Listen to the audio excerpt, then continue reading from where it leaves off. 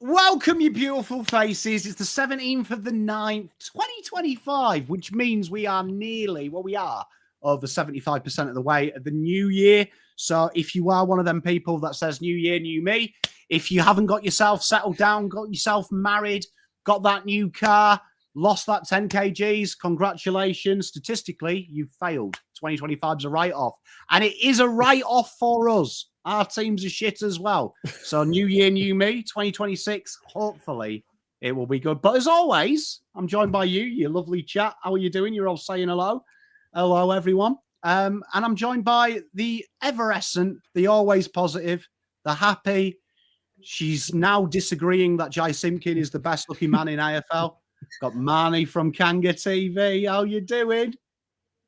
I've been better. I know how Fiona felt this time last week. So yeah, it's I had a generational crash out yesterday. I'm not gonna lie. I'm actually not gonna lie to you. Less about Jai, more about the fact that the captain wants to leave the football club. I think that's, and there is not a lot of information out there about Jai at the moment and this supposed request coming for a trade, or he's sort of evaluating his options outside of North. And so I think the less I know, not better.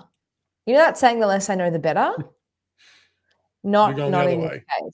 I just want to know everything, and then I can assess it properly. So being left in the dark is a scary place to be, but that's okay. Hopefully I have a good distraction from it for a while with you guys. So please play nice. I've got to say the Jai Simpkin one, the article was, I don't want to dwell on it because it's harsh. I'm not going to revel in your misery. But it was a little bit like the Jay Clark article. Happy to revel in my misery last week. I didn't I never told Banter about Essendon last week, so clip me. But I will say this, it was very similar to the Jay Clark article that Fiona, will come on to that in a minute, had to go through, where it was incredibly vague without actually saying anything. It just said Jai Simpkin may or may not be looking at it. It reminded me of the lyrics to a Pulp song. I only slept with her because she looked like you. It doesn't quite make sense. There's so many, I don't even know where to start or how to kind of talk about it. Jai Simpkin didn't have a great year as a player. If you're talking about Jai as a player, his best game was a preseason game in February, captaining the Indigenous side, right?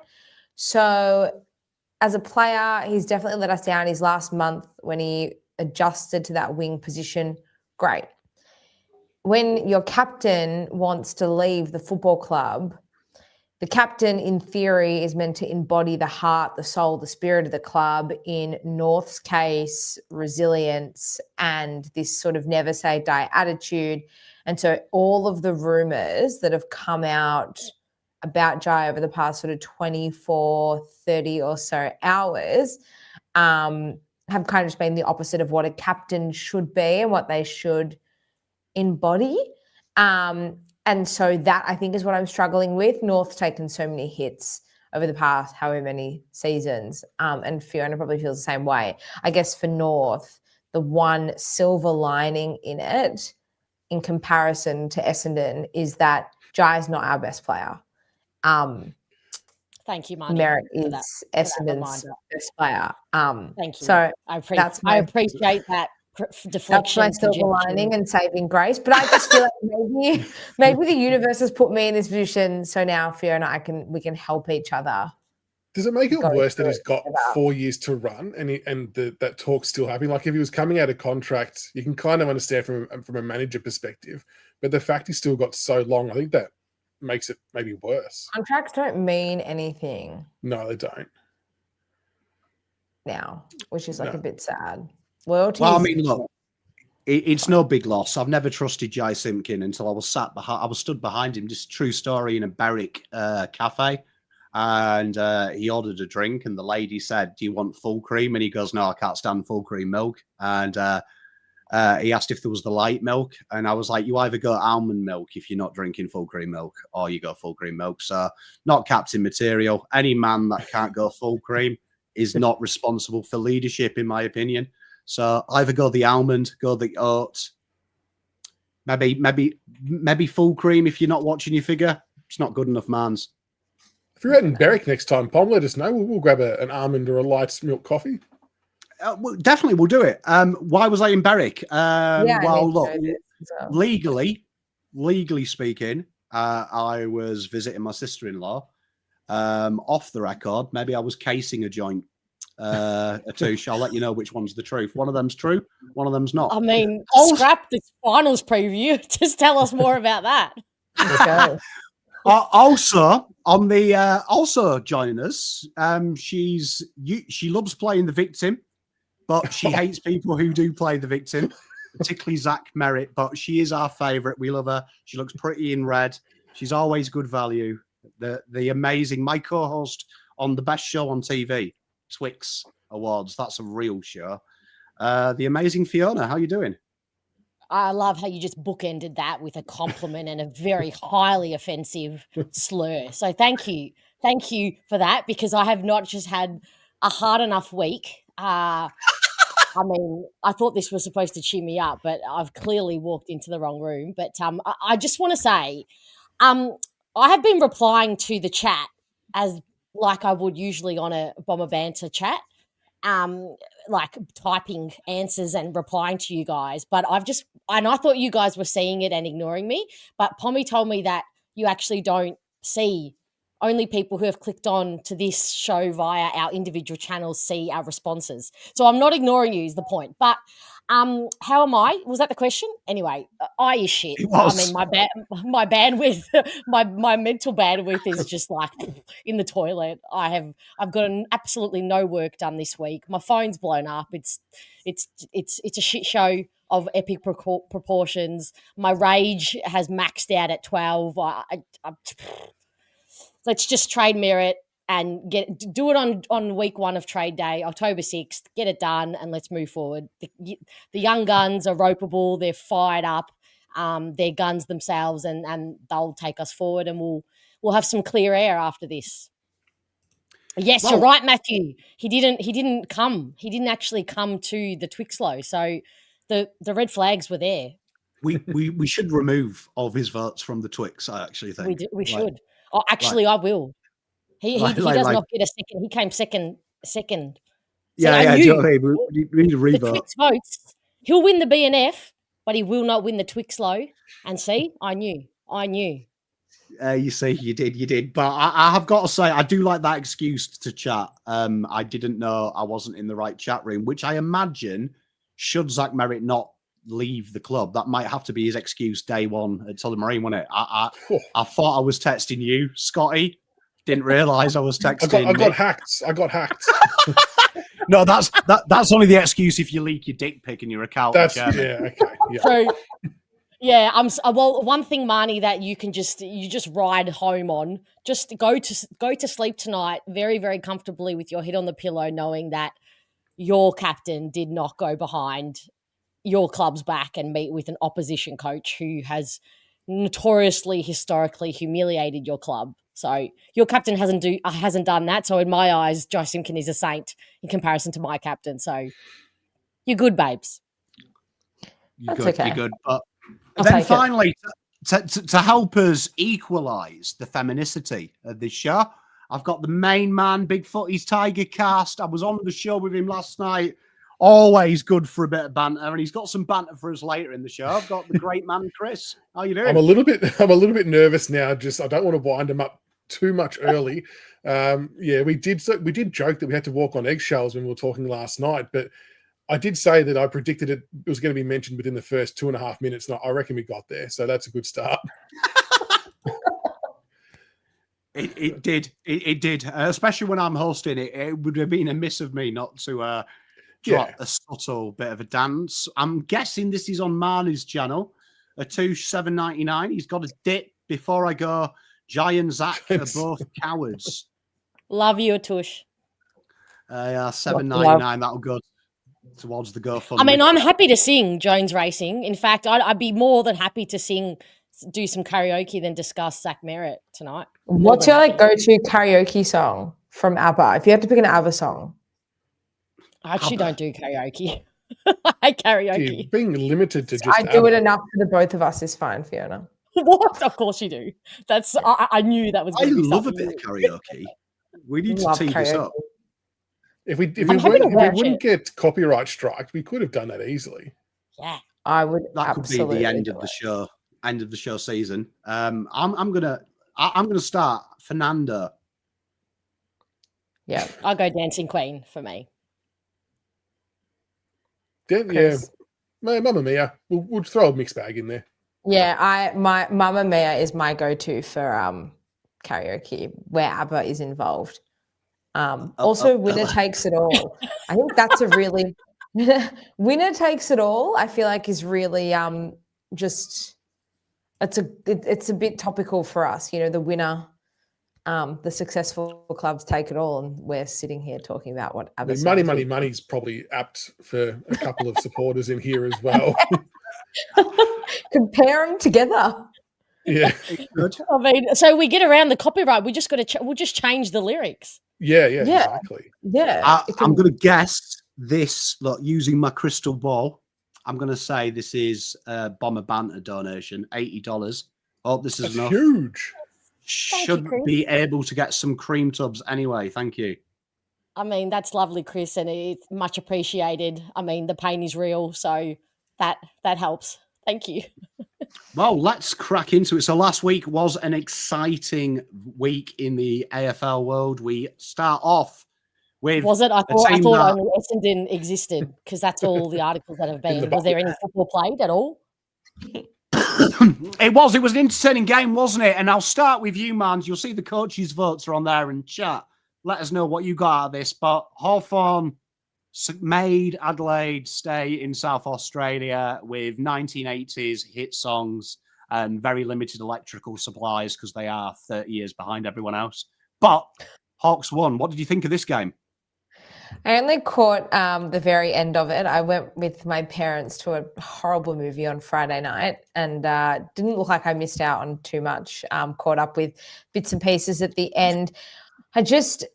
How good is Jack Gunston? Like, can we just talk about the form, like the rare form this man is in to do what he's doing at his age? And you look at their tall forward setup, and I know that Cal Shadir now is, there's a few question marks around, if he'll come back this year, should they make the grand final, whatever.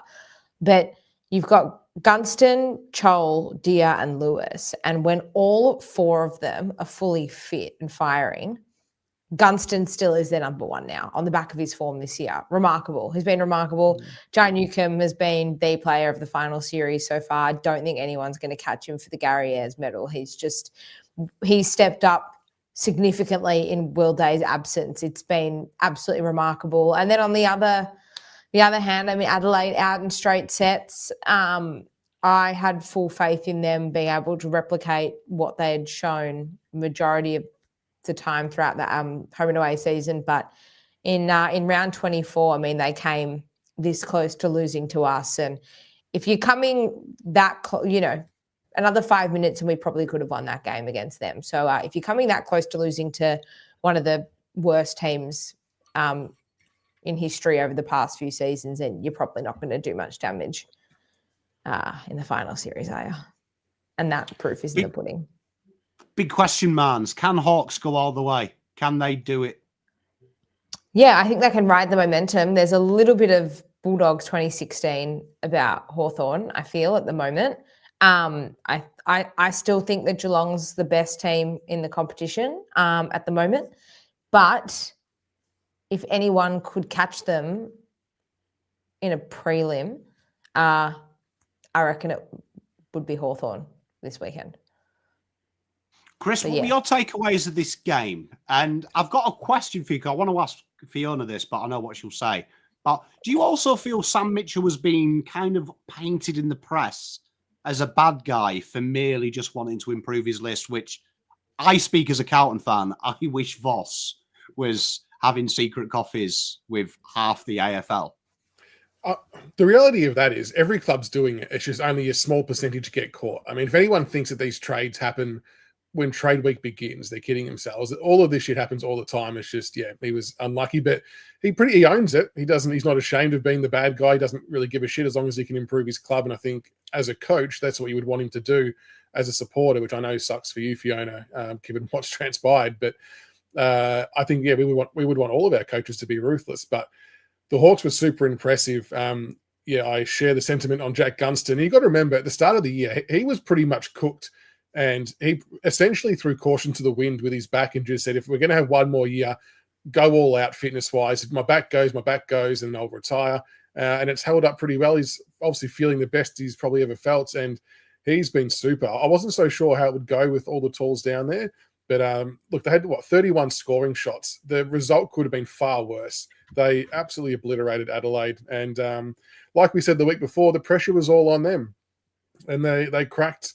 Would Rankin have made the difference? Look, probably not. But again, their forward line just wasn't up to standard. And Battle and Barras did their thing. I thought Josh Weddle had a good running game again. And Jai Newcomb, as Marnes mentioned, was just phenomenal. The way they were getting the ball out, even in that first 2 or 3 minutes, was exceptional. And, you know, I know they finished 8th, but it's not a traditional 8th. Like, they had 15 wins, which is normally enough to get you 4th. So they are a genuinely dangerous team in finals, and the wave of emotion is real, and they are a big threat this week for the Cats. They are indeed. And Gunston, he just seems to get better, doesn't he? It's an interesting... I don't think anyone would have predicted it at the start of the year. I agree with you there, Chris. No one was talking about Gunston, but shows you it is an old man's game when the pressure comes on, isn't it? Well, he and Bruce did the same thing. They're in the same... I know Bruce obviously unluckily did his knee in the VFL game, but they both just cautioned to the wind. They were there essentially as mentors to help guide these young Hawk forwards into the next phase of football. And they've ended up playing reasonably good roles, more so Gunston than Bruce.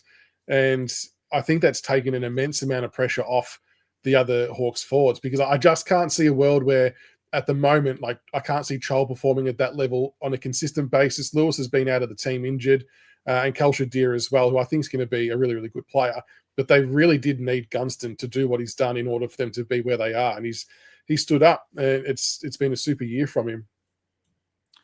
Fiona, I'll ask you, right? When Do you I have to talk about this team? Look, I know you were cheering on the Crows, but does what Hawks have done, which I think we can all admit here, incredibly impressive, considering there was rumours that they'd stripped the list back way too much of experience when Mitchell comes in. Does that give you a little bit of hope with the situation that you find Essendon in, that it can turn around should you stick to the plan and put the club first and your ego second, which I do believe Hawks did, because I remember doing videos at the time. Even Hawks fans hated what they were doing. They felt like they'd stripped back too much.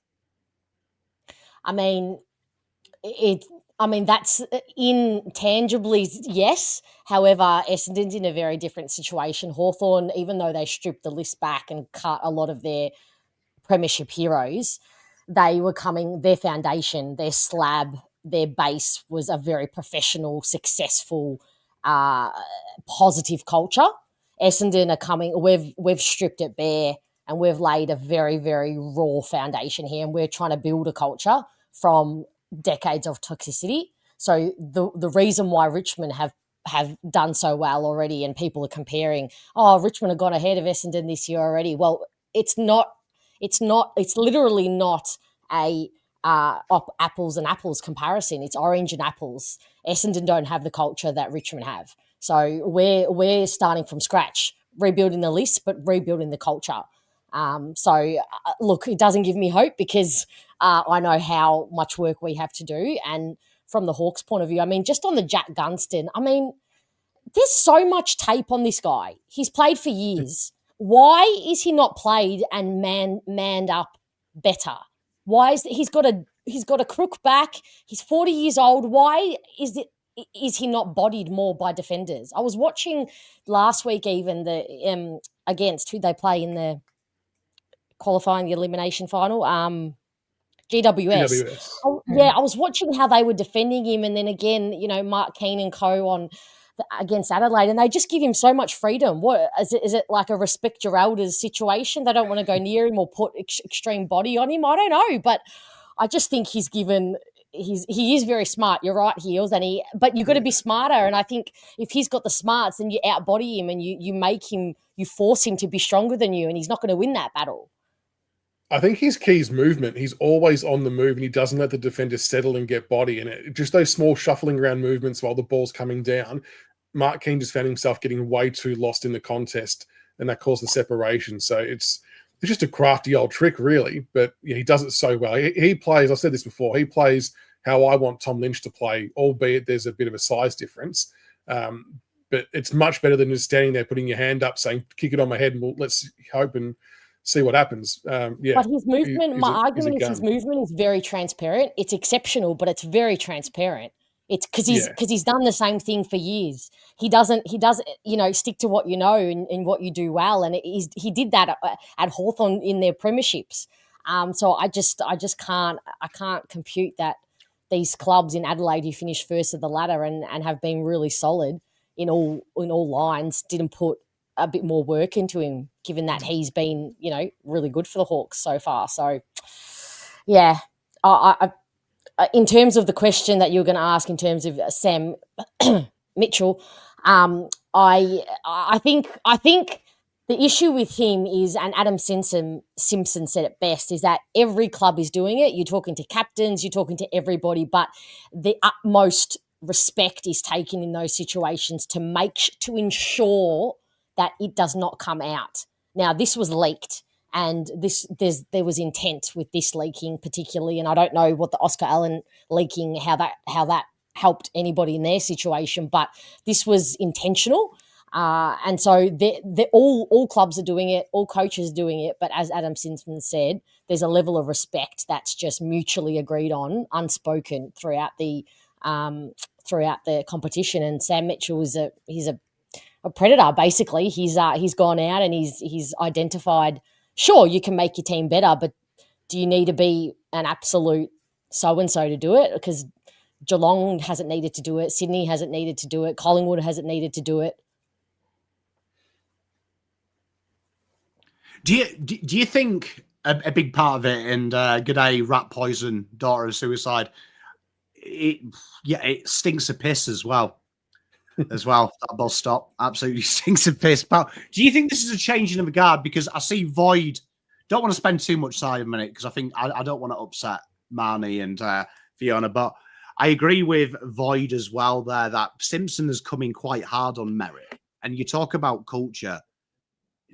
Have we seen a massive changing of the guard? When you look at the rebuild that Richmond and Hawthorn have undertaken, they have done that with an arrogant, free approach. Do you still feel that what holds Carlton and Essendon back, particularly these both clubs, I'll pick on us the most, that we still have that mindset that we are a big club, but the truth be told, I don't think we're respected by opposition. I don't think we're respected in the football world.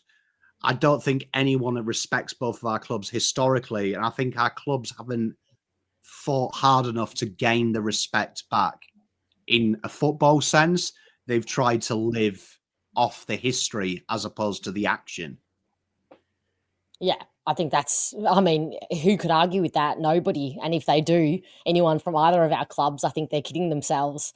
I don't know about you with Carlton, but one thing I am holding on to is at least I know for that we've tied 2 years ago, we literally cleared the entire club board. Every department got wiped and started again. So I guess I feel like at least we're trying to start to rebuild the foundations and not to rest on the success of the past and not to let that, shape our identity in the present, because it's history and we're at the cost of losing generations moving forward because they don't give a shit about our last flag in 2000, the year 2000. That was 25 years ago. Look, I've always said you can't bring up anything to be proud of if you legally can sleep with it and not do time. So anything anything 18 years or older, it's not worth mentioning, to be honest. Yeah, is it really? Like, just to point out, Life of Justin. That was she pointed out one occurrence, but that was an isolated event. She pointed out one specific occurrence, one pattern of behaviour. So don't say that it's about having 4 set shots on goal, because it's not. So semi-final 2, and I have got a fun game for us all to play later, so stay tuned about culture. I want to see what we all think culture is. But semi-final 2, I'll start with you, Chris. This was a game here where I think, a bit like the first game, the media English, Dan, it's your first language. The media hype was all with Adelaide. The media hype here was all with Gold Coast, wasn't it? Dimmer to do the unthinkable. Brisbane are injured. Again, bit like Gunston, no substitute for experience, is there? No, exactly. And I guess a lot of people then start to say that did Gold Coast play their grand final in the first final to make it through this far? But look, it was a surprise to get a Q clash nonetheless, but the Lions just reigned supreme with their experience. I mean, Kai Lohmann bobbed up with a pretty fresh haircut and kicked 3 goals. Zach Bailey, I think we spoke about their smalls probably having to get to work to kick a score, because Logan Morris, despite how good his season was, I don't think yet can be relied upon in the cut and thrust of finals to perform at a high level, even though he got 2 goals himself. But it was just all one-way traffic essentially, and they dominated from start to finish. And Gold Coast will be back, make no doubt about it. But I think the Lions are they limping through? I know they were pretty comprehensive, but they obviously lose Lockie Neal, which is a massive out. Charlie Cameron's probably not firing on all cylinders, so there's a couple of question marks on them heading into this week, which would make things very, very interesting. But yeah, the good teams always find a way to win. Do you find that the most disrespected coach in senior football is Fagan? Because this game again proves why he's so talented. He loses Neal. He brings in the young Ashcroft to play that role full time. Dunkley goes mammoth to protect Ashcroft. Ashcroft did what he wanted. The rotation in that midfield, playing with lesser players like Hipwood. I thought Ty Gallop did a very serviceable job being a foil for Logan. He can adapt quicker than anyone, can't he? And I don't think anyone gives Fagan that respect. Last year, when Kiddie Coleman went down, season was over, game over. He changed it. He seems to be able to roll with the punches smarter than anyone else. He's gotten better in that area. Like, honestly, before they won the flag, I very much was of the opinion that I didn't know whether they had the mental strength to overcome that hurdle. They just kept falling short and sort of choking, if you want to call it that. But since they've gotten over that, I think he's been able to confidently pull a few more levers. You know, even if someone like Hugh McCluggage bob up with 33 touches and 10 clearances, and they've just got the depth within their side now that they can do different things that can impact, like bringing in the Big O to play as well, which I thought was an interesting move given they still kept Darcy Ford in, but it still seemed to work okay for them. So I think they found themselves in a good spot. It's just going to come down to, can their smalls and mediums perform again at a high level this week in a prelim? I agree. And Fiona, is Cam Rayner fast pushing for the title of the most irritating human being in the world that we secretly love? I mean, I can't take him seriously as a villain because he's got such a baby face, and he doesn't have a punchable face like Ginnivan or Watson or a couple of the other more bitey ones in the competition. But I really love him. I think he has the ability to. I think he's a tough matchup too, and I think he's got the ability to get. I thought he was pretty good in this game, but I think he's got the ability to get under an opposition skin too. I agree. And, I think there's a lot of character in Brisbane's side, isn't there? I feel like the media, and Travis, my main man here, I know he's a big Lions man. I do feel like if the Brisbane were Victorian, I think they would be, there's like this media propaganda that everyone must like Collingwood. I feel like the media want Collingwood to be likable when they talk about them. Yeah. I feel like Brisbane would be that if they were Victorian. I think they would be like pushed as everyone secretly likes Brisbane. Yeah, I think it's a complete mirror of their coach. I mean, I have not met anybody who dislikes Chris Fagan. And to be honest, I don't know if I'd trust anybody who says, nah, I'm not a fan of Chris Fagan, because it's dad or grandpa, whoever, whatever phase you're in life. Like, it's just, I think his team mirrors who he is, just like a certain brown and gold teams.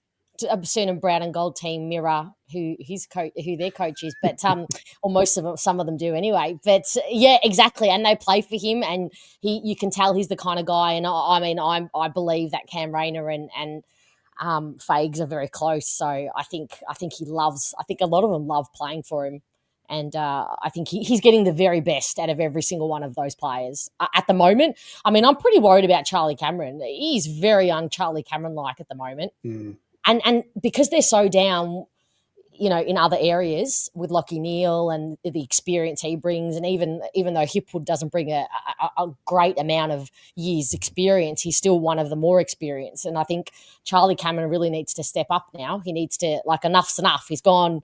He needs to be not a leader, but he's played enough games and enough big games to impact and to help those around him. I agree. And Marnie, the Scottish handbag, Hugh McCluggage, he was sensational this game, and I'm glad to see him in the votes. I felt like the media don't give the Scottish handbag any respect. He's got a great surname as well.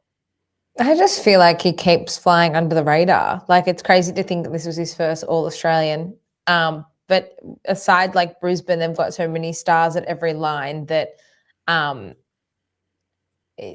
often you could forget one here nor there.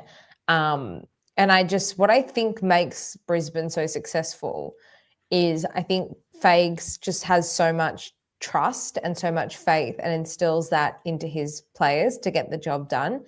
Talk about Charlie Cameron, he trusts that in time, and time is running out, I understand, as we move into the last 2 weeks of the season, but he trusts him to get there eventually, and hopefully this weekend for Brisbane, that's when he can make it happen. So I think that's I think with Fags, he trusts and respects his players as much as they do him. So I think they probably, majority of them anyway, find ways to step up and play for him and to lift and all that sort of thing, which I think is a really important thing with success. I think having that, two-way relationship, trusting the process, trusting the system, trusting the personnel to get it done. This win for Brisbane is the first time since Richmond, I think in 2020, where the reigning premiers have won a game in the final series the following year. So for the past 4 or 5 seasons, the reigning premiers have not won a final. Most of them haven't even qualified. And the couple of times I have, the D's went out in straight sets. It's quite remarkable. The year after their premiership. And most of the others haven't qualified for about 5 or 6 years. So I think Brisbane as a system, fantastic. I think they're a great side. I think they'll really challenge Collingwood on the weekend. And I think for the Suns, I think we probably all expected them to crash and burn against Fremantle because making the finals was their grand final, their premiership. So the fact that they took it one further and had this remarkable win over the Dockers, I still think the season is a success and I still think they'll be fine. And I just think they really embraced the moment and enjoyed the week. And they just ended up losing to a better side who have been more consistent all year. Chat and the panel, do you think Brisbane are the most underrated reigning premiers in a final? Because I feel like the media narrative, they don't take Brisbane serious. It's almost like they find an excuse to remove them, but they are a serious footballing outfit. Chat, do you agree? And whoever wants to go first, does anyone else feel like they've been incredibly disrespected this final series? Well, don't forget they made the grand final in 2023 as well. They made it. They lost by 4 points. It was one of the best games I've seen for a very, very long time as a neutral. And then they did it so easily against Sydney last year. I think it's been, again, this like 5 or 6 year period since Richmond, 2017 to 2020, where we've had one team be so dominant. Over the past few seasons, like we know that Geelong's always there. We know that Sydney have been always around the mark. So maybe we just don't feel like they should keep going back to the well, because it's been a while since someone new has come out of the frame and done it, probably since Richmond. I agree with this. I think the injuries this year, particularly the later injuries, have put doubts in people's minds for Brisbane. And when you've got a couple of stars not 100% firing, that it all culminates in a bit of doubt, and the interstate element. But they did have a pretty strong year, in fairness. I think the worry about injuries is valid, though, and not having Joe Danaher too. I guess there was a bit of an unknown of how their forward line would function without him, with how pivotal he was. I personally wouldn't have had a lot of faith in Hipwood to carry that forward line anyway, but Logan Morris steps up in the home and away. But we were kind of talking about this at work today as well, that of the final 4 teams left, it almost feels like that a lot of people, if you were to rank them in order of most likely to win or the most dangerous, that Brisbane seems to be at the bottom end of that 4. And I don't know whether it's a reflection of Brisbane and people underestimating them, or if it's a reflection of how good all the teams are in the top 4, or a combination of the two. But no, the Lions definitely deserve to be where they are. And I think, if nothing else, it just shows how much quality depth they've got and how well they're playing as a complete unit with the 1 in, 1 out policy, like what all the good teams have. They're just showing that they're not super reliant on any player type. They can cover for pretty much anyone. I agree. I do think that when we watch finals, no one ever talks about it. I hate it as well. Finals experience, but history proves being there and doing it and the know-how. We saw Adelaide, we saw Gold Coast. Both of them looked very overawed when it got hard. And I do think this week it showed, you could see Hawthorn had been in this elimination situation before last year, learned their lessons. They looked a lot more comfortable in the heat of the furnace. Adelaide played like a team that had the world on their shoulders. And Gold Coast, very quickly, it looked like their first finals appearance, and Big Brother let them get a few punches in. Once it hurt, they just landed the knockout blow, didn't they? Yeah. Them Brisbane Lions, eh? Wouldn't it be great? 3 of these teams just always there. Makes you sick, doesn't it? Makes you sick. Well, you can't talk, Chris. Yeah, exactly. Chris, leave the chat, please. I'll just wait in the green room, shall I? You know what I mean? Like, to be good at football. To be good at football. Well, I mean, what does that mean, please? Please explain what that concept is about. Do you know what I mean? It's funny because ever since Richmond won the premierships, the narrative then switched to, they were the easiest flags to win. They didn't mean anything, but in the years gone by, all it's really proven to me is how good we actually were to get back there that many times, because it's so difficult to do. To Marge's point, that teams are now winning grand finals and then not making the 8 the following year. That's how hard it is. It has been nice. I'm happy for you, Chris. I didn't think I'd see it, so... You know what? Before we get onto this segment, Marnie, good call from my boy Tiger Time. Any update on Kanga's pants? Any update on the Kanga pants? Yes, there are updates. So for those who missed, last Sunday, Dad and I went to the AFLW at Arden Street. He leaves for 5 minutes to go to the roof shop and comes back with a pair of North Melbourne tracksuit pants. There was a fashion show at my parents' house on Monday night with my dad parading around in his new trackies. So much so that he actually sold the pair to my brother as well, who decided he was going to buy them next time he goes to Arden Street. So what if we had a KangaTV track pant line? Would there be a market for your own merch? I'd buy some. And do we get royalties? Yeah. To pay for the bus? No Kanga TV track pants anytime soon. No. Just the caps for now, but we'll see. Well, I mean, I also heard as well, which is quite amazing. Here is the beautiful Marnie. Look, they're very honoured that she took a picture with the second most famous North Melbourne. I was very disappointed though. Where's the track pants? I don't know if track pants are appropriate attire for a best and fairest event. If anyone knows otherwise, let me know. Maybe I can come with you to the Carlton BNF, whenever that is, as your date, Pommy, and I'll come in track pants. Yeah, can I just say, here's an honest promise. If Carlton ever win a flag, I might be an old man by that time. I'm already old, but I will buy some Carlton track pants. I'll break my rule. Oh. Could you imagine if that photo was with Simpkin? Just quietly, I just thought I'd throw that out there. Imagine if that was the photo. Oh, dear. She probably. I do think she uploaded one and then quickly deleted it when the news. You know what I mean? Not quite. No photos with Jai. No photos with Jai, unfortunately. Well, I mean, look, you know what's going to be sad is when Charlie leaves, I am looking forward to doing a video of ceremonial burning this thing. I was going to say, what are you going to cut his head off? Like, you can do a live show. Voodoo doll, like put pins in it and stuff. I honestly, I've got a load of Charlie merch. I've got a signed Guernsey and stuff. I will burn that shit. Genuine gospel. Out of sight, out of mind. And talking about some more Charlie merch, and then you need to get the sage, get the sage into the studio.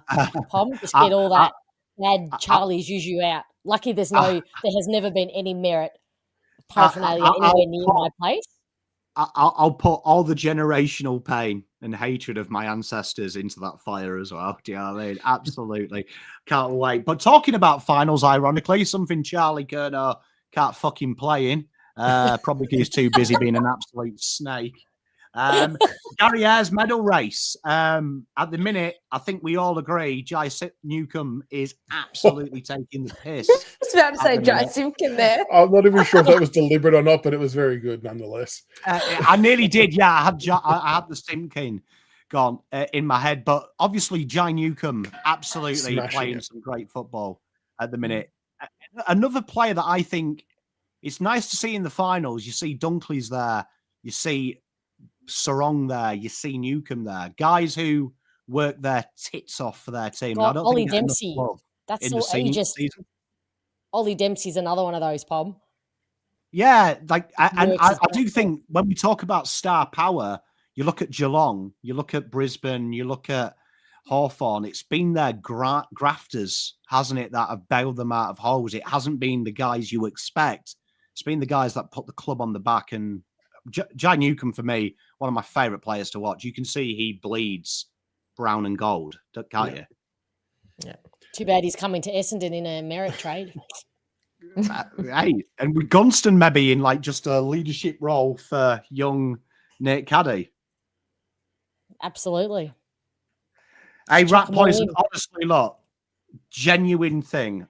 I've got too much English in me. I love Charlie. I've said it before. I love him more than his dad. He goes to the Cats. He's dead to me. But because I like you, I hope you look after him and he goes well. But genuinely, I'll sleep like I do every night, angrily on my right side.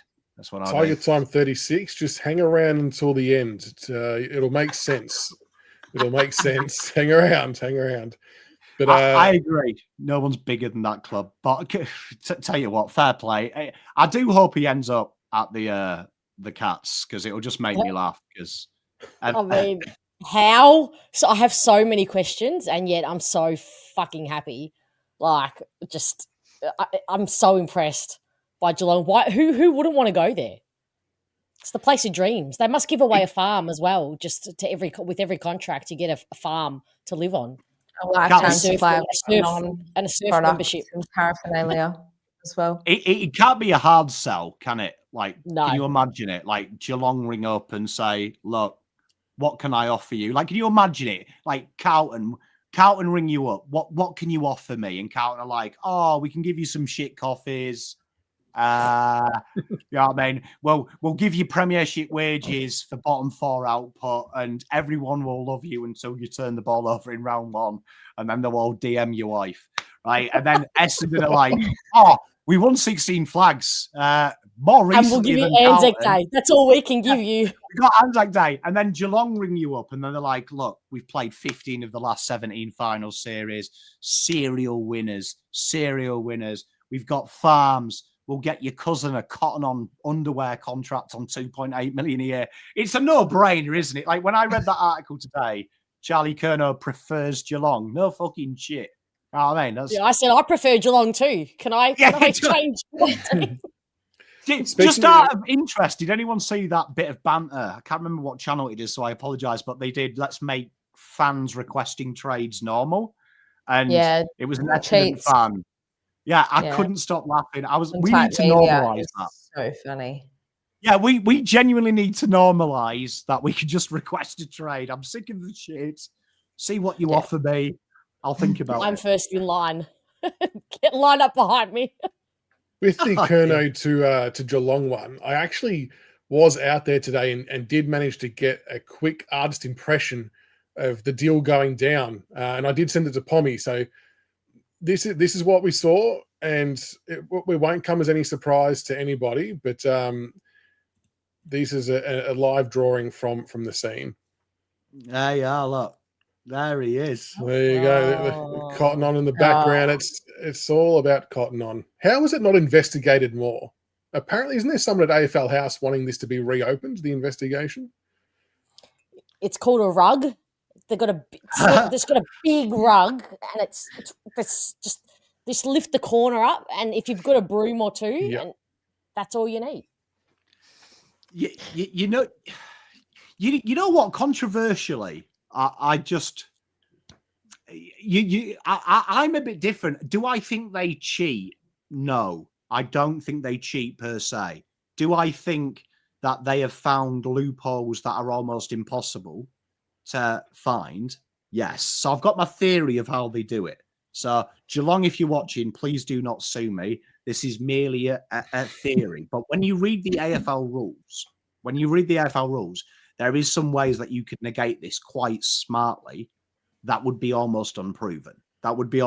So, you know, when they say they give them a farm, that's illegal by the AFL rules. You can't do that. Assets are considered part of your salary. I was joking. Nobody cancel me, please, when I said that. I've read this, and like it's been verified to me by someone quite high up in the AFL. You could do this. So someone actually said to me, what you're saying here could be a methodology. So this is how you could do it. So let's just say I am the entity. I am Geelong, right? No, we won't use Geelong. I am Club X, right? Marnie, you're on my board of directors. Your company owns, your business model is looking for bad debts and buying from the bank farmland and agriculture from businesses that is failing. Chris, your business is you run a farm management company. And Fiona, your business is you are in finance, right? There is nothing legally that stops me saying to Chris, right, Chris, you've got a farmland thing. Player Y here, I want you to sponsor him for 150K a year to do X, Y, Z, right? Marnie, what you're going to do is you're going to find a property that is low. And while she does that, Fiona, you're going to get a mortgage for the same price as the sponsorship Chris is paying. So now on the books, it looks like he's gone and got the mortgage. He's happened to buy below market rate farm from Marnie's company, all above board. And Chris is paying him to do it, which now goes to you. And Marnie benefits because she's on-sold it at 20%. You benefit, Fiona, because what you've done is you've got some of the mortgage repayments, and Chris, you've benefited because you've got a celebrity pushing your business and doing Instapost saying, look at my farm. Thank you, Chris, for helping me manage it. And then what we do is at the end of the tenure, right, this is where Chris benefits. He carries on his business for a percentage of what that farm makes. Totally legal because it's impossible to track. It's just circumstance has happened that we've sorted it out. But legally, we've added 3 million in that contract term because of what that property is worth. Jesus. That's crazy. I mean, why aren't all of our teams doing this? Yeah, That's so exactly. dumb. Yeah. Like Essendon, I I'm don't sending know. this to Essendon media guy tomorrow. Genuinely, it's fascinating because I always say, but I don't think it's cheating. It's negating the rules per se. But there's an old saying in golf: only stupid people get caught, right? Only stupid people cheat, right? There is many. When you read a golf rule book, it's one of the most sophisticated rules in sport. If you read it there, you can get a free drop from just about any situation if you understand the rules. There is so many contradictions and loopholes. Like, you can argue enough. If you're intelligent enough, you'll find a loophole. So every club does it. Go into Carlton's car park. Every fucker has a Nissan or a Hyundai. You're telling me they all paid for that?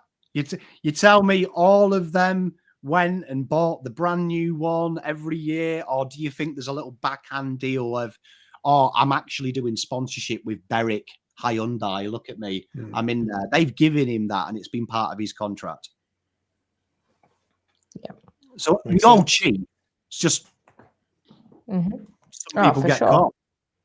Yeah. I mean, Stevens says it best. It's only a rort if you're not involved. Spot on, mate.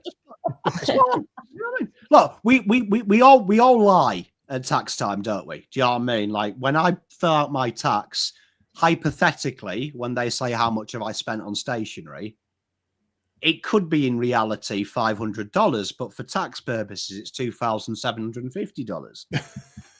and maybe hypothetically, I have a mate in the office supply equipment that doesn't give me it at retail, but the receipt says retail. Maybe. But hypothetically, if the ATO are watching, this is just a hypothetical. I am English. I would never choose the system. It's Yeah, everyone does it. Everyone does it, and we all love a little bargain going here and there. So kudos to Geelong. That is a step ahead of the rest, a fair few steps ahead.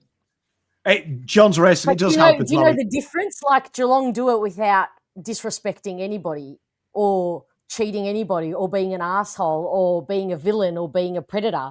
Nobody. They just do it with the brains between the two ears, not actually, being disrespectful and towing over the line. Yeah, look, I agree. And Chris is spot on. Spirit of the game, mate. Look, do you know what I mean? You throw a ball for a run out and it hits the bat and it happens to go for 4. And that's 6 runs. Look at the guys who invented the rule book. Do you know what I mean? So unlucky for New Zealand. Good for the Poms. But anyway, we have got a game to talk about before I tax incriminate myself. But Scott, this is the scoring profile for Collingwood. You're going to have that ATO email sitting in your inbox by the end of the night, Pom. Yeah. You're going to have on your, the message. You have one unread message in my gov. Yeah. Do you know what I mean? And I'll just disregard it. I'll be like, delete. There's no such thing. No such thing. I paid my tax. But here we are, Collingwood versus Brisbane. This is a massive game. Collingwood, obviously, going into this game, the favourites. Brisbane, obviously, the wily old fox. They've done this before. Very even, we can see. You're looking at their data metrics. Brisbane's slightly stronger in the back half of the ground, but the scoring profile around centre bounce, quite weirdly, Collingwood are very strong. But this game is as close on paper as we can get. Fiona, I'll start with you. Chat, let me know your theories. What are your vibes on this game? Oh, God, it's just so hard to see Collingwood not taking the moment and taking the crowd and using it to just get through to another grand final. And it pains me to say that as an Essendon supporter, but I just think they're going to be more confident in themselves. They played like a team who has been here before and done it. And I just think they're going to Brisbane. And again, this feels like underestimating Brisbane, but I think I'm just overestimating Collingwood. And I think Brisbane are going to show up and they're going to make it a good game. But I think at the end of the day, when challenged, I've just got a bit more faith in Collingwood to, for Sidebottom and Pendlebury to all of a sudden turn into like their prime 25-year-olds. So I'm putting my faith in Collingwood for this one. Margin, if I can press you. Oh, I mean, I think I'm going to say 9 points. I hope it's nice and close. I'll be there, so I hope it's nice and close. Well, yeah, we'll look forward to your wine text at 3 a.m. Looking forward to that one. I'll make sure I get to Baker's Delight and make sure I have some bread for when I get home. I eat a kiwi fruit with skin on. Stop it! I'm never going to live that down. Tell you what, if you are going to get pissed, I can highly recommend make sure you sort a kebab out if you're going out with Fiona. That's Pom's advice to you. Mans, this game here, it's intriguing, isn't it? Collingwood, Brisbane, two strong sides. Who are you tipping here? Where's your vibe at? It's super interesting because I feel like we spoke about Adelaide before and they had a really, really strong run of form in the home and away season. The last couple of games, they looked a little bit shaky. They got the job done and then sort of fell away. In Collingwood, they had a really, really poor sort of 5 to 6 weeks on the back end of the season and then one massive win over Adelaide and all of a sudden the lid's back off. I find it really, really hard to know what you're going to get with Collingwood going into this game. I feel like Collingwood, their senior players would have been well done by with the rest and the week off. I also think it's really important to note Collingwood's leaders in that qualifying final. They were the ones who stood up. The leaders led from the front, really, really strong and probably won the game for the Pies. They were really the difference. For Brisbane, they're missing a few of their key personnel through injury, but their depth is just sort of, it's this like overflowing cup. I think my gut says that Collingwood will get the job done. However, if Brisbane win this game, it won't surprise me at all. I like the way that you've managed to sit on the fence there. I'm proud of you. I'm proud of you there. You back yourself up in case it's clipped. No, I think Collingwood will win, but I'm not tipping them with any confidence. Chris, the battle of the Dacos boys versus the Ashcroft boys. We haven't had two brothers going against each other so hotly anticipated until the Jonas brothers had a fight, have we? So this is huge. Who are you going with here? Haven't they both been kissed on the pecker, by the way, getting those brothers in for pretty much free? It's going to be fascinating. I mean, Brisbane are going to go into this, I think, with an edge of confidence about it because they did knock them off by 27 points at the G in round 21. So a lot about finals is believing you can win on the road anywhere, anytime. And having done it recently against the side they're playing will be good. But having said that, the Collingwood team does look a little bit different this week than what it does in round 21. So I think McCreary's playing this time is a big forward pressure. Jamie Elliott kicked forward, is back in form. Even DeGoey, 26 disposals, 7 tackles, 6 clearances. I mean, I don't know Collingwood stats in and out very well, but I would hazard a guess that 7 tackles would be a really abnormally high number for DeGoey if I was to take a guess. Huge. So it just seems like they're switched on and in the zone. The question mark, I guess, is do they roll the dice with Bobby Hill? It feels like they're leaning towards no, but it's going to be a cracking game. And I suppose, interestingly, with Brisbane last week, they won the clearances against the Suns 43-25. And the Suns, with players like Rowell, Anderson, Tuke Miller, typically hold their own pretty well in there. So for the Lions to sort of smash them in that regard just shows how well they're working at the coalface. And they took 115 marks, which is well above their average. So maybe they're looking to go a bit more uncontested, try and sort of spread sides and play a little bit of keepings off. But yeah, I think Collingwood's defence might be a little bit too strong for the Lions' tall forwards, but the battle of the smalls is going to be fascinating. Like who Quaynor takes, does he go to Charlie, does he go to Rayner? It's going to be interesting. But I reckon the Pies are probably in enough form to get the job done by about 12 points, but I reckon it's going to be a very, very close game as well.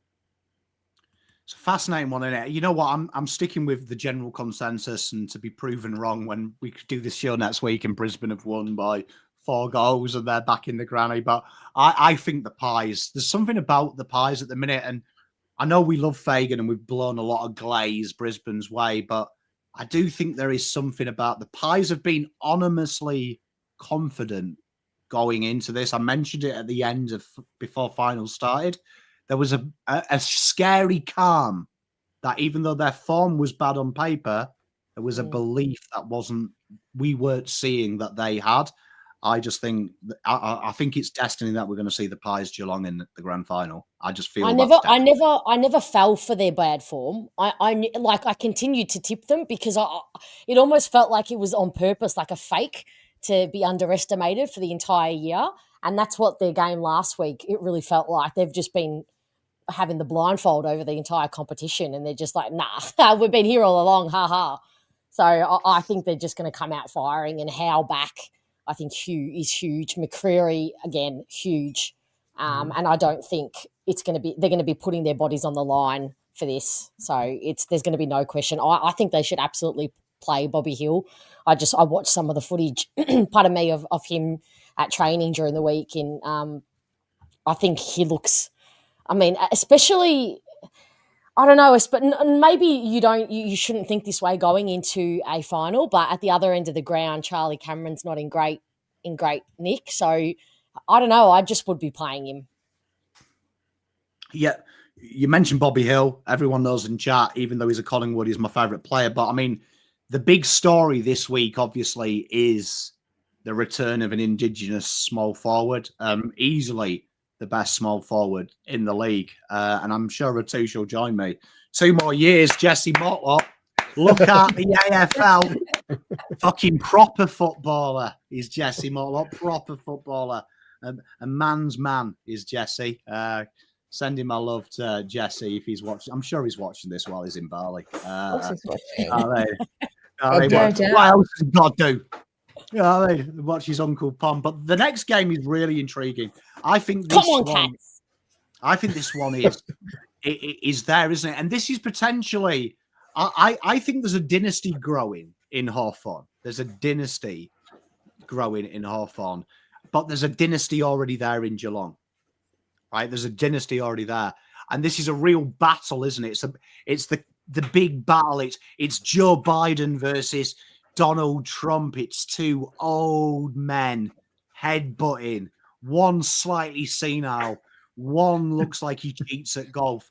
This is really it, innit? I'll let you decide which is Biden and which is Trump. But this game here, you can see the stats heavily in favour of Geelong. And I think this one is where stats are deceptive. I think in game, this is hard to call, isn't it? The scores from turnover, that's so deceptive. That's the worst one.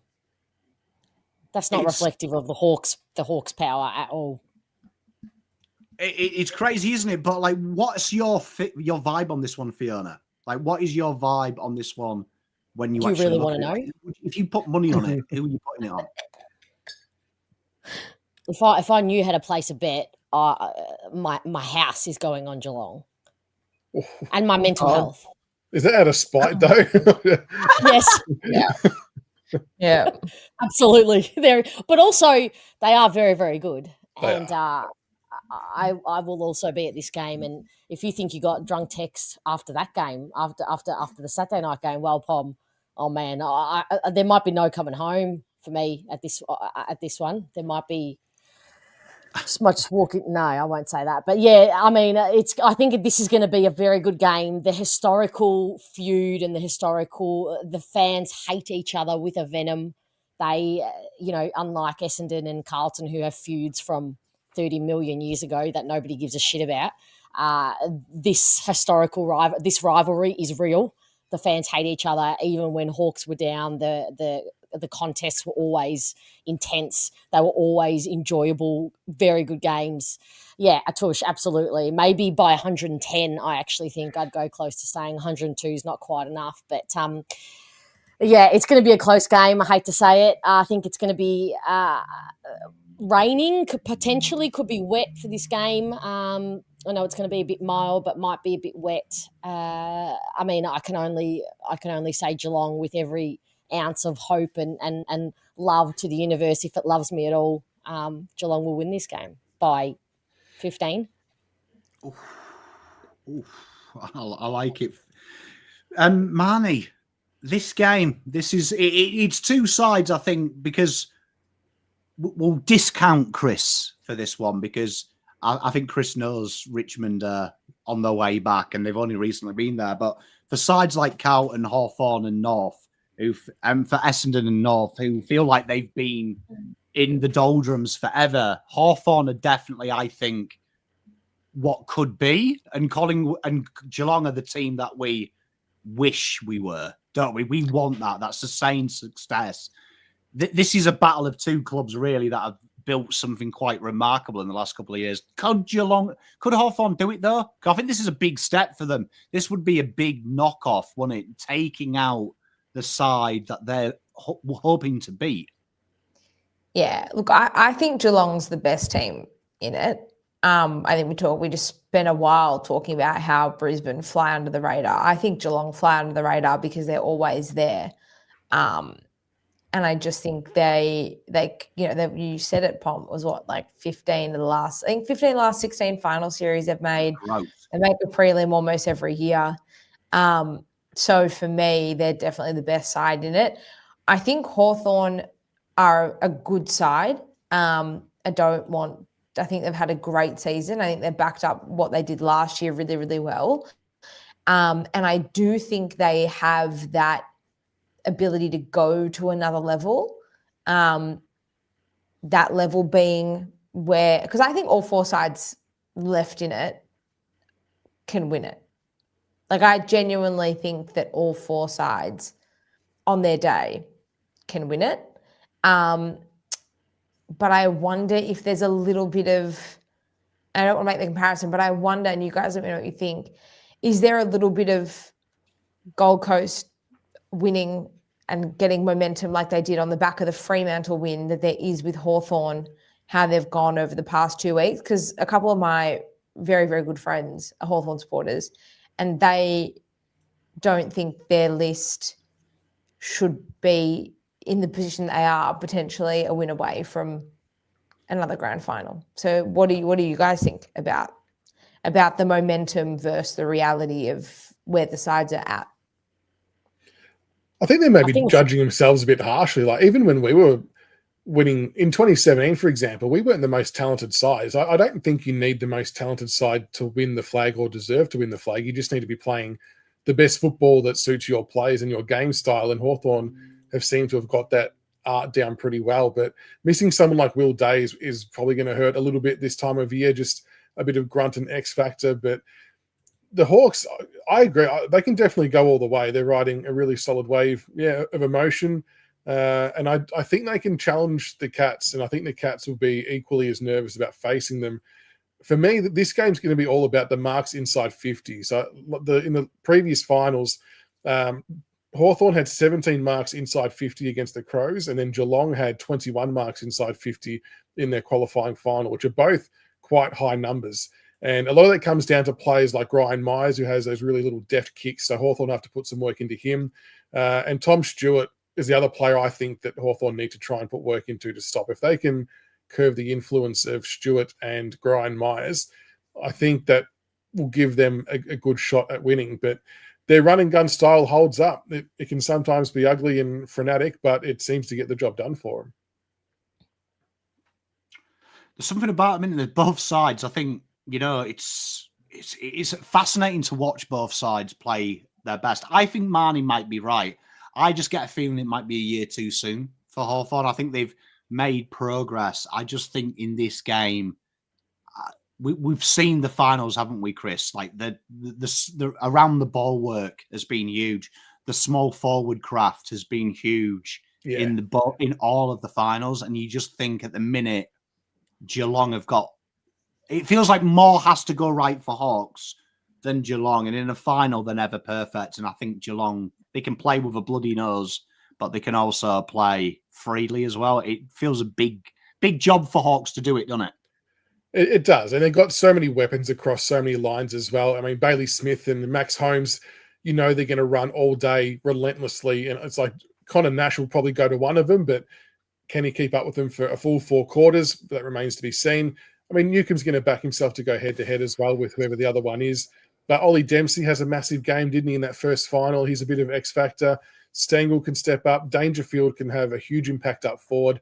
I think at the start of the finals, I always felt Geelong were probably one that had one foot in the door after the qualifying final.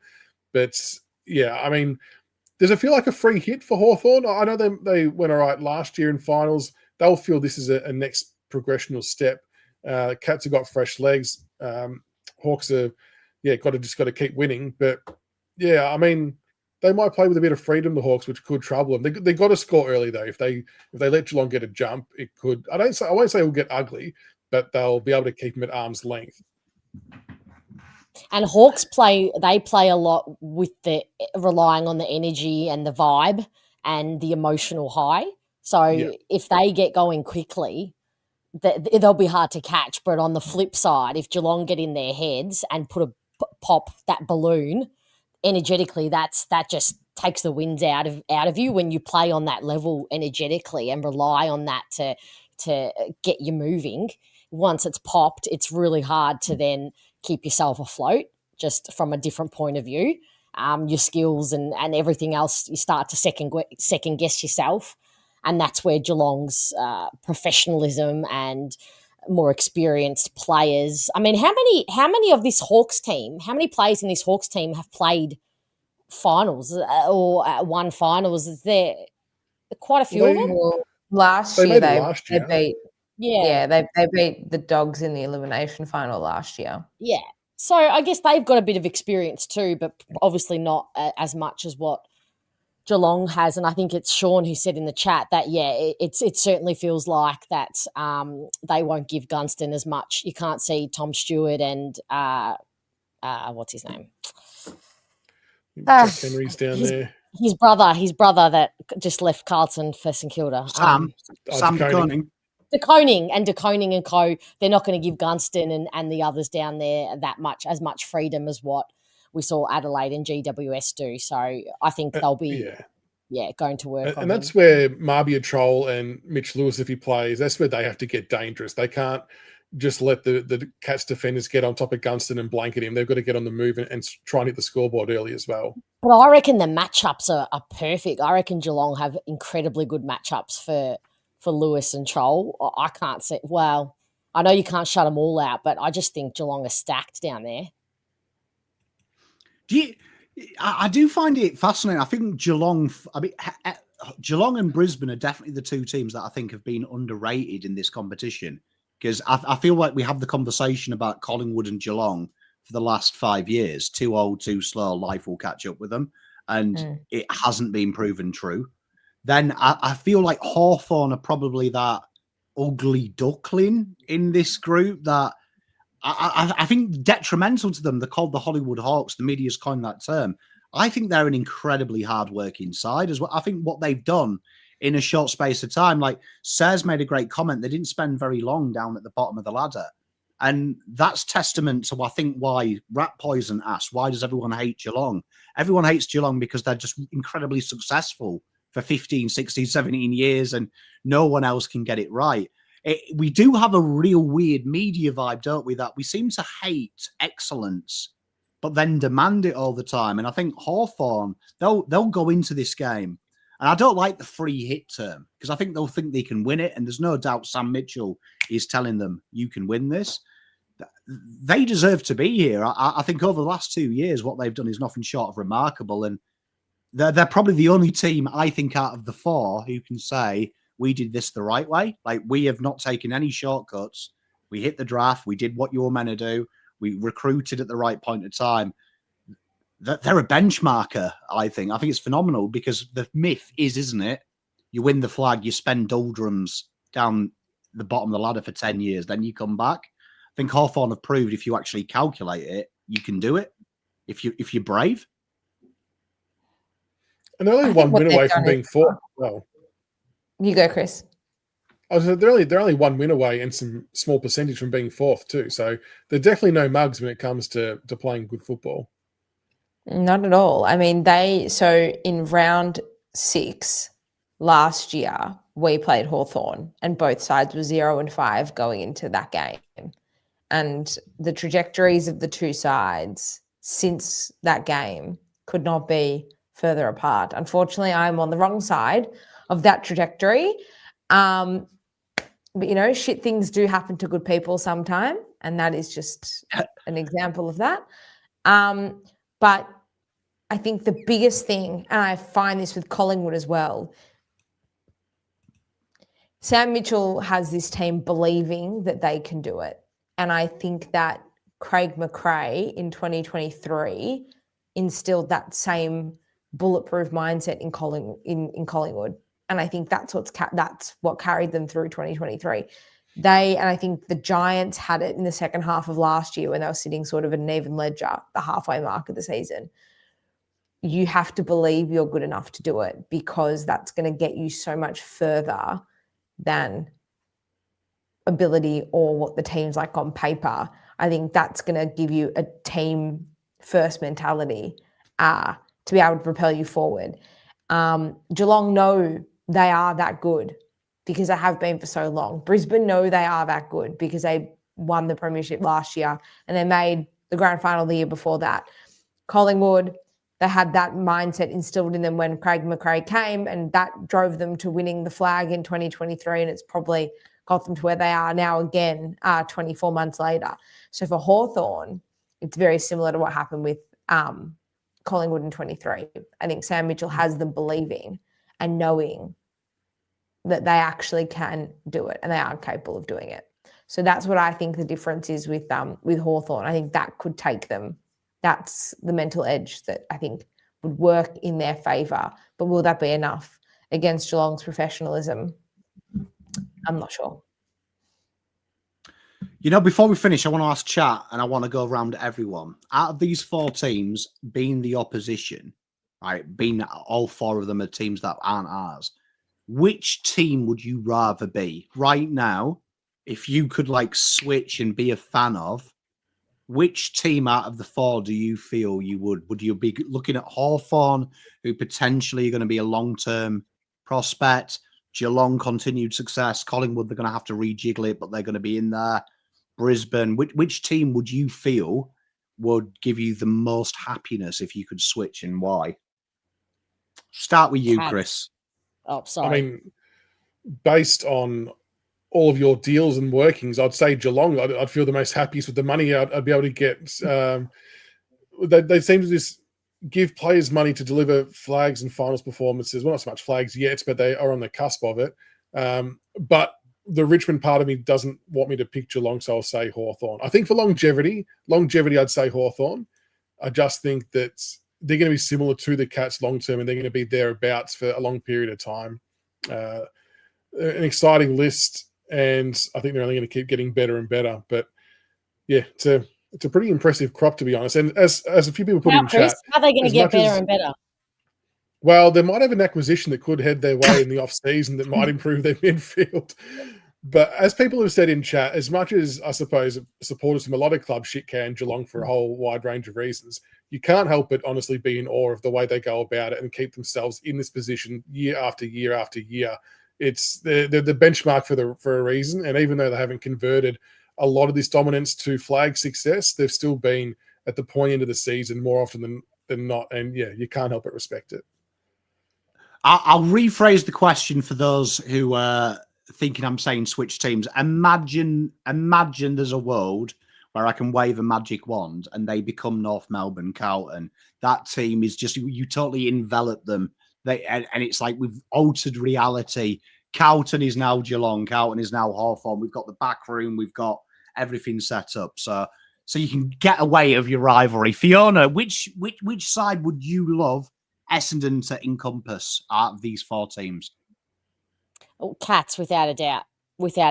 And I've always maintained that if Essendon didn't exist, and perhaps I should be doing this even though they do exist because they bring me nothing but pain. But if Essendon did not exist, I'd be a Geelong supporter without doubt, right back to I loved Bomber Thompson at the Cats, and I loved players like Corey and Wright and Wojcinski and Scarlett and Harry Taylor. I just absolutely loved watching how they played. They play the right way, the football that everyone loves, the football that's at the core of the true AFL supporter, hard, tough, uncompromising, unconditional. I think it was M. King who said in the chat that, players at Geelong all take unders for team success. They embody a team first, not individual accolades, not individual score sheets, not individual ascendancy. They don't care. They want success together. They want it on steroids. They want it multiple times, and they're uncompromising in that. And any player who does not fit, any player who doesn't fit that mold, they don't care. They just they don't even have to get rid of too many. Who's the last player that actually actively wanted to walk out of Geelong? They don't. They just get squeezed out, or they don't fit that mold of wanting to be uncompromising in more money for just because they can, because they're a professional athlete. So Geelong match my morals, match my principles, everything apart from the tax evasion or whatever they're doing out there, the cooking of the books. Apart from that part, they match everything else that I believe in. So definitely Cats for me. It's not tax evasion, it's shrewd financial management. Excuse me, sorry, yes, alleged as well. Let's just be clear. Yes. Please don't sue us. Mans, which team would you like to encompass at North Melbourne? I feel like dirty even having this conversation. I'm like panicking, thinking about not going for North, which is so fucking sad, man. I got to get a life. I think Geelong as well. I do love Geelong. I love Jeremy Cameron. Like, imagine the pleasure of supporting Jeremy Cameron as your own player every single week. I would do it just for Jez. But I think what I like about Geelong is there aren't. Very good. I would pay good money for that heels, by the way. So would I. I wonder if Geelong can fund the stream. But yeah, I just like the thing with Geelong, I think there's no frills, no ego. Like, they obviously have some superstar players, Jez, Baz, Max Holmes, Tom Stewart, even Blitzarves, these guys they've got stars at every line, right? But there are no egos, there are no frills. You talk about Fiona, like the last player that wanted to leave Geelong was Tim Kelly, I would say. It's probably the one that comes to mind. Okay, goodbye. See ya. And that was, and he had some extenuating, like, medical reasons for kids and family and needing help and stuff. So yeah, but you're right, exactly. Yeah, it's just like they're not fast. They're also really creative in the way they find their talent. Like Tyson Stengel came from nowhere, Lawson Humphreys came from nowhere. Like, you know what I mean? Like, I think they've created an attractive proposition out of something that maybe traditionally isn't so attractive. So I know that's a bit of a boring answer going with the rest of you, but I'm happy to be a North supporter any day of the week anyway. Yeah. Lies. Oh, yeah, mate. I'm with Marnie because Collingwood kill me. Like, Collingwood kill me, Geelong kill me, because simply my team's not good enough and it hurts my heart. But I'm going to join you. I think Geelong is it. And you know what I love about Geelong? The things we don't talk about. Like, you've seen the Bailey Smith reports. You've seen the Chris Scott reports. What I love about Geelong is they handle negativity with a sheer fuck you. We're Geelong. And the arrogance isn't arrogance per se of lots of talking. It's arrogance by sticking together. And it reflects on the field, doesn't it? There is a genuine camaraderie between them 23 guys on that field every week that is unsurpassed. And I like that. Like, it annoys me because as a Carlton fan, I'm sure Fiona will join me. And I'm sure, Chris, you'll join me pre-2017. Sometimes with the history and the heritage, there's an arrogance that's more, we've been there and done that, as opposed to reality of today. I feel like Geelong have that arrogance because they are Geelong. and they don't care. Like, they don't care about anyone else. They are who they are, and they're unforgiving and unapologetic. And it's what I wish we were as a football club. I wish Carlton were a bit more unapologetic and just with themselves and owned it. Yeah. They don't hide Geelong. Like, I find the way that Chris Scott backs in his men through everything is unlike most clubs in the competition. They are a very united front. Could have been a Geelong man, Matt. Season ticket was bought and everything by my old boss, and you make bad decisions, Pom. Look, I always say it's amazing that I have such a beautiful, kind wife, because when I get to pick something at free will, it's usually a fucking horrific choice. I am proof arranged marriage might be a good idea for some people, but yeah, no, definitely. Like, I don't like blowing smoke up the arse, but I think what's magical about Geelong is what Marnie said was probably the best point. They do something that no other club does. They look at different leagues. They go a different system as opposed to going to Sandringham Dragons games. They will go to the lesser clubs. They just go down to the local surf shop and just look for wavy blonde hair. Yeah, you know what I remember as well, and I never forget. I remember speaking to a junior recruiter a couple of years ago, and he told me this thing about Geelong. And he was like, when a Geelong recruiter comes and asks us about the players, it was like, they never ask what's he like training ethic wise or anything like that. He says they ask questions about, can he tackle? Can he do this? They're recruiting skills and they're backing themselves in to believing anything else. And I remember, I'm not going to name the player, but I remember there was a player that they took that had very questionable kicking efficiency a few years ago. And he was like, every player, every recruiter who came in asked, do you think the kicking is skill-based? Is it technique? Is he working hard? Geelong didn't give a shit about that. And he actually asked them, are you not concerned about the kicking? And their response was, no, we can teach him how to kick, but we can't teach X, Y, Z. And that just blew me away, that all the other clubs were literally saying, oh, is this guy cooked? Where Geelong just were like, we like this, we like this, we like this. We don't care about his kicking. We'll teach him that. We can't teach these natural traits. And I wonder how many clubs are like that. Whatever they're doing, they're doing it right. Yeah. And they just keep plucking players from the clouds every year, it seems. And so whatever their strategy is, I think a lot of teams, if they were able to get knowledge on it to follow, I think they would, because they've been up for so long, and it's credit to them, annoyingly. Yeah, and it's something I say in my draft previews. Don't get blindsided by the basics, because if you're a good team, you can teach the basics, make them better. And I never forget, a good mate of mine, he told me this story about Tom Atkin. He was saying, we went and watched a reserve game, and he looked me in the eyes, and it's the only time I've ever bullied him about football, because I respect him. But he was like, see that guy there?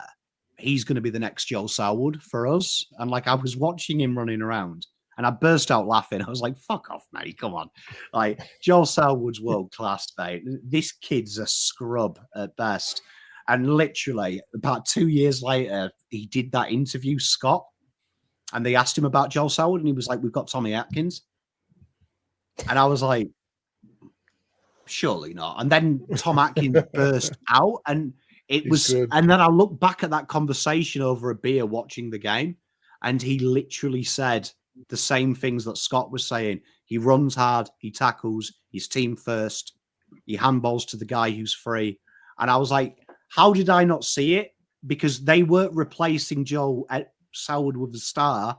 They were replacing the things Joel Selwood could do and bringing in people around him to replace Joel Selwood from what Atkins can deliver. And I was like, it changed the way I looked at kids in the draft after that. I was like, okay, I need to stop looking for the star. I need to look at the product. Yeah. And they've got an environment where they can breed stars. That's the thing. That's something that North, I know, don't have. It's a culture thing. It's a resource thing.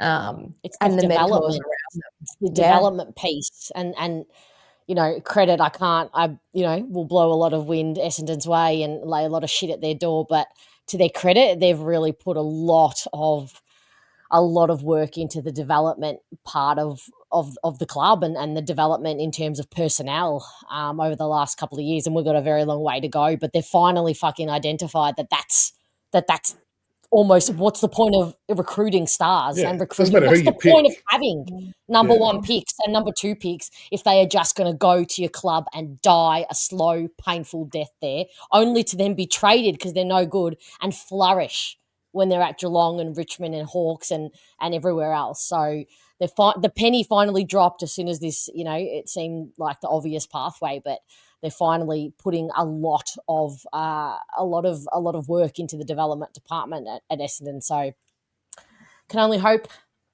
that it works. Yeah, but you know what? It's gonna be nice. It's gonna be nice to see. Well, you know what, chat? That's all we got time for. I do have one special thing though that came to me. So, Chris, I also. Excuse you, Pom. You told me to come up with a segment of a vibey segment. I do my homework. Okay, who does her homework? We'll go to your segment in a minute because you might like this. But Chris, good friend, I'm sure she will. Am I still going to be here? Is the question for my segment? You will be here, but good friend of Chris, he's actually got an early look at some of the player profiles and team photographs. And he managed to get this, which is going to be Essendon's 2026 team photo, as you can see. The full team photo. That's fucking hilarious, Chris. So, I didn't make it. I just saw it and thought this would be quite amusing to show if anyone hasn't seen it already. Can I just say that fucking hilarious means it's not funny? No, yes, I'm aware. Nuance there.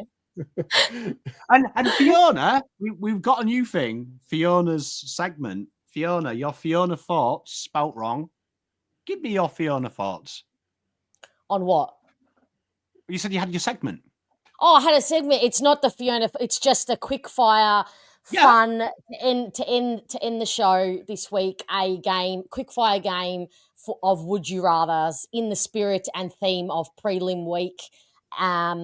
So I'm just going to rattle these off. They're dumb. They're stupid. They make no fucking sense. They'll never happen. So you guys just can give me your answers, and the chat, of course, get involved. So I think there's about 10 of them. So are you ready? Okay. Let's go. All righty. Let's do it. Number one, would you rather your captain get injured before the prelim or your best forward to kick 0-5 in a prelim? Just your first answer that comes into your head. Don't think about it too much. Captain gets injured before the prelim or your best forward kicks 0-5. Come on. I'd have to say best forward. Best forward kick 0-5. I've already experienced our best forward going 0-5 in finals, so I'll go captain getting injured, see what that looks like. If our captain gets injured, we've got Samson Ryan rucking in a prelim, which I don't think is going to work out very well for us. Okay. All right. Our best forward kick 0-5. Our second best forward's Jack Darling, so fine. Okay, so you're all good to go with that one. All right. Would you rather win a prelim by 100 points but have your star player do an ACL, or scrape through by 1 point at the siren with your list fully fit? Scrape through. Scrape through. Yeah, scrape through. Scrape. Oh, okay. Would you rather make the grand final 5 years in a row and lose them all, or only make one grand final in the next decade but win it? Win it. Yeah, win it. I wouldn't mind winning another one. Yep. Okay. Would you rather see your team win a prelim but 4 players cop suspensions and 2 star players do their ACLs, or lose the prelim but keep a clean record heading into the next season? So you're either 4 players cop suspensions and 2 star players do the ACLs, so they're out for the next season, or you lose the prelim but keep a clean record. Win. Got to be in it to win it. So you're going in without 4 players or 6 players into the grand final? I think I'd rather just go into the next year healthy. Because you're probably going to get smacked if you got all those players out, surely. I think No, that shows. I trust our depth and our list. Oh, nice. Nice, Margs. Yep. Pom? I'm probably the same as Chris. I'd rather lose, but I reckon if you asked a Brisbane fan, they'd be like, "Oh, this is just a normal weekend. We'll win the flag from here." Yeah. Okay. Would you rather your fullback get caught holding the ball on the goal line with 30 seconds left, or your ruckman give away a 50-metre penalty after the siren? So your fullback gets caught holding the ball on the goal line, 30 seconds to go, or your ruckman give away a 50-metre penalty after the siren? Well, the 50, if it gives away a 50, it could be at the other end of the ground, so it might not be impactful. So No. Very, the insinuation here is it potentially leads to... No. I mean, I'll go the 50 metres because it seems most relevant for Nankervis. Okay. Pom Mans? Yeah, it depends. Like, is he giving away in the middle of the ground? No, it leads to a kick on goal. So both options lead to a kick on goal. So your fullback depends who the key defender is. I think North fans are looking for an extra reason to pile onto Griffin Logue. So, but if it's Aiden Core getting caught on the goal line, then sorry, Tristan Cherry, you can take this is semantics, guys. Just give me your answer, please. Sorry, Mum. Well, this is supposed to be the intention of a would you rather. The whole point of the would you rather game is don't let your head come in with all the equations. First instinct, gut. I've experienced both of these regularly. So what the ruckman? Matt's got a good point too, though. That if it's the ruckman, it's the other ruck who's having to kick the ball. So Max Gawn, for example, would be no certainty to kick anything from anywhere. So I like that. Overthinking this, people. Give me your answer. I said the ruck. I'm done. I said the ruck. No. I'm with Chris. The ruck, less painful. Money? Yeah, no, ruck. Okay. Oh God, you took so long. I don't know. I've lost my place here. All right. Would you rather your team be remembered for the greatest prelim comeback ever, or winning the prelim with 2 players short on the bench from the first quarter? So you've got all 4 players do major injuries, 5 players do major injuries in the first quarter.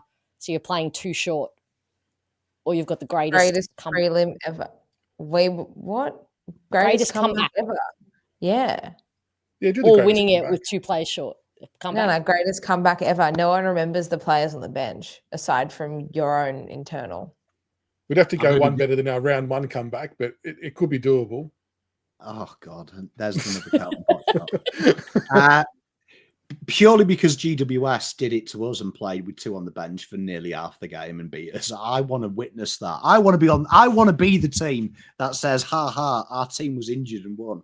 So I want to go there. All right, nice. Would you rather be stuck sitting behind a full-grown man wearing a very large wizard hat at the footy, or next to the potty mouth Nana yelling abuse to your players every 5 minutes for the entire game?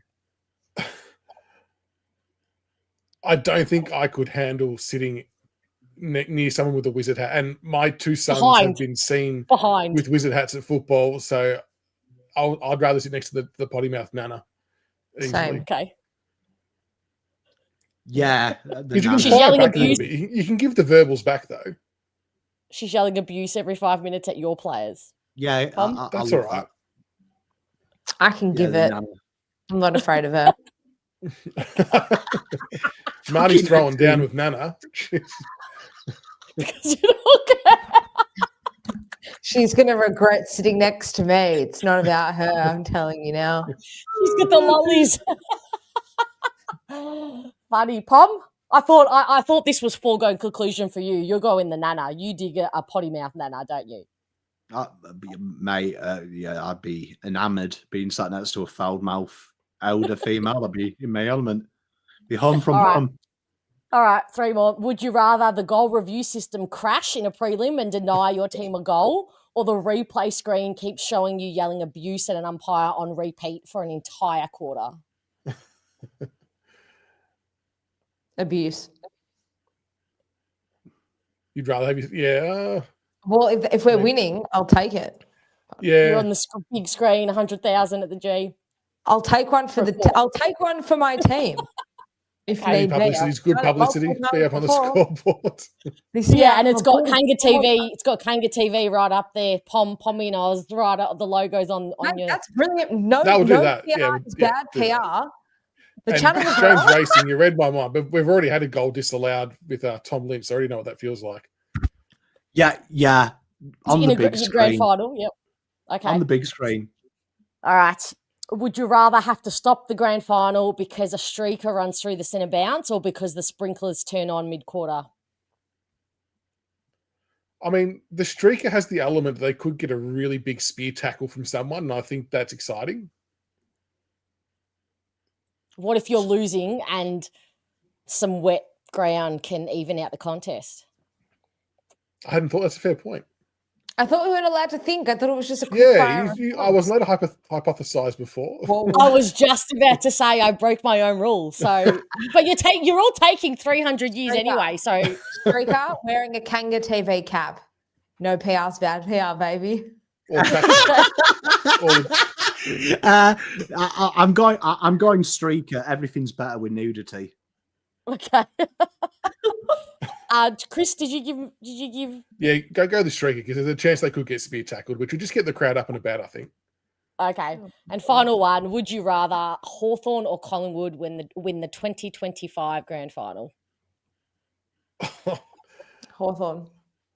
Sorry, Fiona. Yeah, I'll say Hawthorn because my wife's Hawthorn, but I do have a couple of Hawthorn mates that it would be unbearable. Collingwood. Thanks, Pom.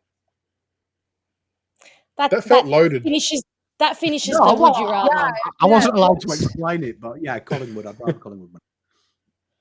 Done. Well done. That was good. Thanks, Fiona. But you know what, chat? Thank you very much for joining us. Make sure in the description you should have all the links for every channel. Make sure you like the stream on the way out. Make sure you subscribe to whichever content creator you're not watching. All four of us release great content with varying degrees of humor, so please give us some support. We'll see you next week for the final preview. So look after yourselves, everyone. Enjoy the rest of your midweek, and we'll see you next Wednesday. Toodle pip. Good night, everyone.